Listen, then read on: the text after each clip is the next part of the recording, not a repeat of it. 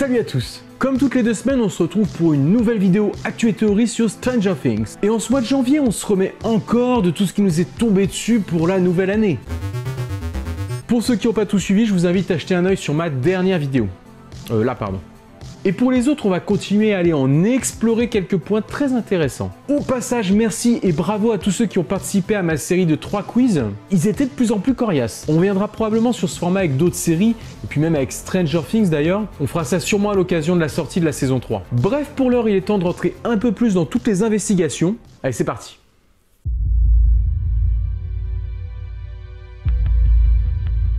Ce que je vous propose ici, c'est d'approfondir un peu plus le contexte d'Hawkins dans la saison 3. Et vous allez voir qu'il y a pas mal de choses de concrètes qu'on sait déjà. En ce début de saison 3, nous sommes en juillet, peut-être fin juin. C'est bientôt la fête nationale du 4 juillet pour célébrer l'indépendance des États-Unis. Et ainsi, à cette occasion, nous aurons le droit à des feux d'artifice, une fanfare qui viendra parader au milieu de la ville, mais aussi une fête foraine, comme en témoigne cette grande roue sur la dernière affiche. En regardant du côté du casting, ça se confirme sur certains personnages, avec la dénomination de forain pour quelques-uns d'entre eux. Ainsi, il est fort probable que l'on s'attarde un peu sur cet élément, sans doute autour de l'épisode Birthday. Cela devrait constituer la toile de fond sur ce que j'appellerais la deuxième partie de la saison, un cadre qui sera d'ailleurs idéal pour basculer dans l'Upside Down. Mais maintenant, attardons-nous un peu plus sur la première partie de la saison, sans doute marquée par l'ouverture du Starcourt Mall. Et au regard des nouveaux éléments, ce qui est sûr, c'est que cette ouverture n'aura pas forcément l'accueil escompté. En effet, le casting nous révèle qu'il y aura quelques manifestants cette saison. Et à en juger à cette photo, il semblerait que ce soit l'ouverture du centre commercial qui soit au cœur de la polémique. Sans doute sa présence avec son offre et ses prix défiant toute concurrence risque d'écraser les petits commerces de proximité d'Hawkins. Et cela créera donc une situation de tension au sein de la ville. Ce qui devrait expliquer en partie la présence du maire de la ville, pour essayer de temporiser la situation. Et comme d'après sa description, ce sera surtout un personnage motivé par ses propres intérêts, il ne risque pas de calmer les esprits de ses habitants. N'oublions pas aussi que Steve et sa nouvelle collègue Robin travailleront dans ce centre commercial. Est-ce que cela risque de leur causer du tort aux yeux des manifestants? Dans cette même idée, Joyce, qui elle travaille dans un petit commerce de proximité justement, pourrait être touchée directement par l'ouverture du mall.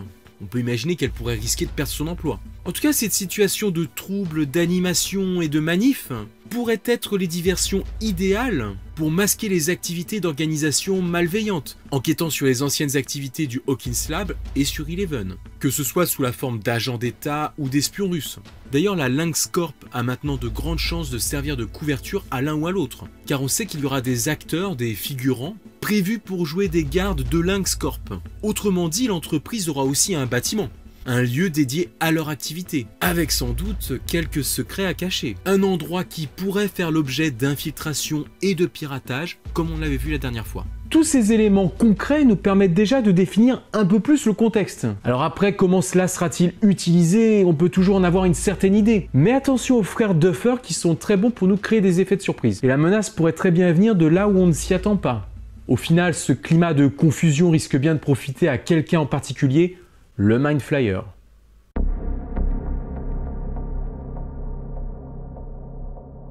Entre le retour du flagelleur mental et la présence d'éventuels espions russes, d'agents d'État, on pourrait avoir tendance à oublier que l'antagoniste secondaire humain de la saison précédente, c'était Billy. Et il a beau avoir fini par s'avouer vaincu, il reste fort probable qu'il n'ait pas dit son dernier mot. Déjà, essayons de voir comment pourrait être développé son personnage en nous penchant sur une théorie en particulier.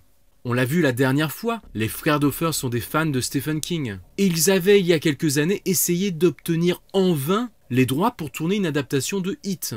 Malgré ce revers, Billy pourrait bien être une réminiscence dans Stranger Things de ce projet précédent, de par ses étranges similitudes avec l'un des personnages de It, à savoir Henry Bowers.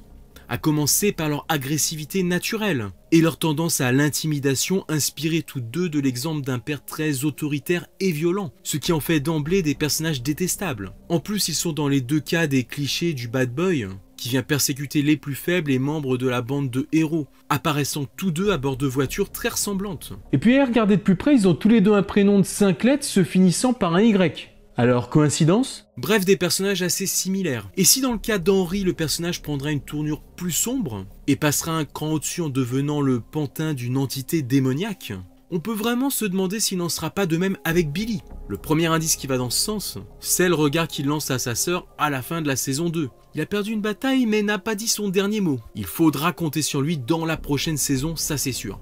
Détail plus troublant, sa voiture qu'on voit sur les lieux de tournage, toute cabossée pour la fin de la saison 3, qui semble annoncer Billy comme un obstacle sur le chemin des jeunes héros. D'ailleurs, on peut se demander pourquoi il serait prêt à aller jusqu'à fracasser sa belle voiture. Et puis surtout, va-t-on le retrouver lors de la bataille du Starcourt Mall ?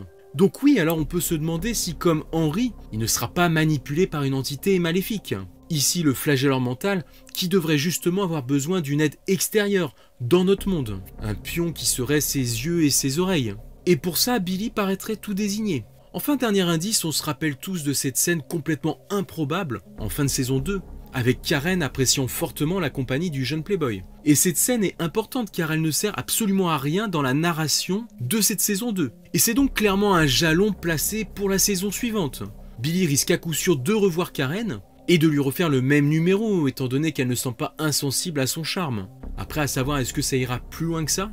En tout cas, ça pourrait mal tourner et il risquerait d'arriver quelque chose à Karen, pour la bonne et simple raison que l'actrice aura une doublure pour les cascades dans la saison 3. Alors je veux bien que les personnages principaux aient une doublure pour des cascades, ils sont au cœur de l'action. Mais pour ce qui est de ce personnage secondaire, ça a de quoi attirer l'attention. Et à l'heure actuelle, au vu des infos qu'on a, le seul risque visible pour Karen serait de s'exposer à Billy. Et s'il commence à être envahi par l'esprit maléfique et à ne plus se contrôler, il pourrait finalement être dangereux pour la mère de Mike et Nancy et la blesser. Alors va-t-on devoir compter sur un Billy façon Henry Bowers, maléfique et très dangereux ? Bien sûr, il existe aussi d'autres théories, en supposant qu'il y ait des espions russes qui voudraient que Billy se fasse embrigader dans tout ça, qu'il leur apporte son aide, afin de leur faciliter l'infiltration dans Hawkins. Et si leur cible était Eleven et son groupe d'amis, le jeune rebelle en mal de vengeance n'hésiterait sans doute pas longtemps à leur donner son appui pour en finir avec le groupe. Mais il n'y a vraiment pas assez d'indices pour confirmer ce genre de scénario. Bien entendu, tout cela ne reste que des suppositions. Mais comme on sait que ce personnage va continuer d'intervenir dans la série, et qu'on avait vu qu'en s'opposant seul, il avait atteint ses limites dans la saison précédente, va-t-il s'allier volontairement ou non à un parti ou un autre pour assurer son terrible retour ? Et pour ceux qui pensent que Billy va s'assagir après la rouste qui s'est pris en fin de saison 2, et qui va finalement devenir bon gré mal gré un allié pour sa sœur et le groupe de jeunes héros, ce qui pourrait se tenir en soi, le problème c'est que ce revirement a déjà été vu dans la saison précédente, avec le personnage de Steve. Donc cela risquerait de donner un effet doublon entre les deux personnages, et de donner un sentiment de redondance. Donc oui, il se pourrait bien que Billy reste du côté des méchants. Donc voilà, j'avais envie de revenir sur ce personnage dont on n'a pas encore fini d'entendre parler. Malgré son rôle secondaire, il ne faudra pas oublier cette menace. Et puis si vous aimez bien, moi de temps en temps je ferai comme ça un petit focus sur un personnage précis.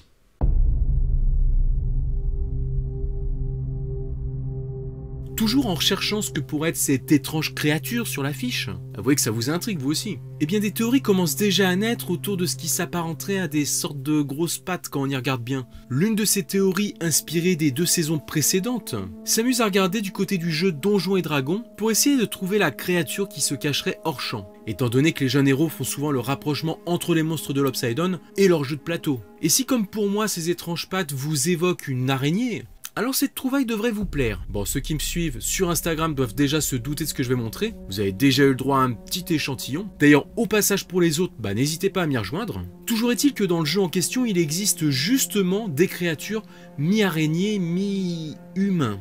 Un mélange assez étrange, je vous l'accorde. Mais ce serait un adversaire plutôt classe et qui passerait très bien à l'écran, faut reconnaître. En plus, ces créatures nommées les Dreaders dans le jeu sont mentionnées comme des sortes d'elfes noirs. Ce qui tomberait plutôt bien par rapport à la sorte d'elfe qu'on connaît nous dans la série. De quoi avoir une bonne correspondance en opposition à l'héroïne. En tout cas, en admettant un instant cette créature dans la série, une telle chose pourrait avoir été créée à base d'un humain, d'une sorte de mutation, de transformation maléfique. Peut-être qu'un personnage que nous connaissons dans la série, ou un autre que nous allons bientôt rencontrer dans la saison, pourrait remplir cette fonction. Alors bien sûr, il est fortement improbable de voir une créature de la sorte, avec exactement sur le même design que ces images que je vous montre. Le Démogorgon et le Mindflayer ne ressemblent que très peu aux représentations de Donjons et Dragons. Mais il est possible de déjà avoir une idée et un monstre suffisamment proche pour que Dustin, Lucas, Will ou Mike puissent le nommer de la sorte. Alors Dreaders ou pas Dreaders dans la prochaine saison, c'est à vous de me le dire. Il y a bien sûr plein d'autres possibilités pour cette créature qui se cache sur cette affiche, et on aura toujours le temps d'en rediscuter. Et puis surtout, peut-être qu'un futur trailer nous aidera bientôt à comprendre un peu plus à quoi on aura affaire.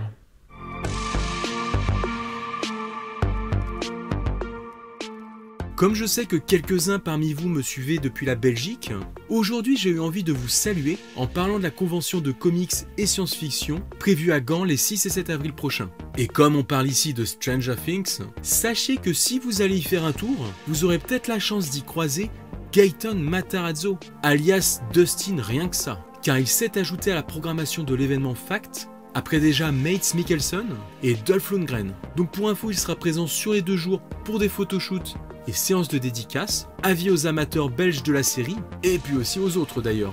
Pour rappel, du côté de la France, on aura le Stranger Fan Meet avec Noah Schnapp et Joe Keery les 16 et 17 février à Paris. Et pour ceux qui vivent au Québec, j'ai rien trouvé pour le moment, à moins que vous puissiez traverser la frontière et vous rendre dans le New Jersey le 4 mai. Voilà, je sais, c'est pas la porte à côté, ça vous fait une belle jambe de le savoir. Mais en tout cas, si vous avez la possibilité d'y aller, sachez que vous pourriez rencontrer entre autres Millie Bobby Brown. Et voilà, je sens que j'ai même motivé les gens en France et en Belgique, non ? En tout cas, si vous êtes québécois et que vous avez des infos sur des événements concernant les acteurs de la série de par chez vous, n'hésitez pas à m'en parler, je me ferai un plaisir de relayer l'info. Millie Bobby Brown, quand même, ça le fait, hein. En tout cas, voilà qui termine cette vidéo. Si ça vous a plu, que ça vous a intéressé, vous savez quoi faire. Et si vous voulez continuer à discuter de tout ça, vous pouvez me rejoindre sur Instagram et Twitter, toujours le même nom. Je vous dis à très bientôt pour une nouvelle vidéo. Ciao les amis!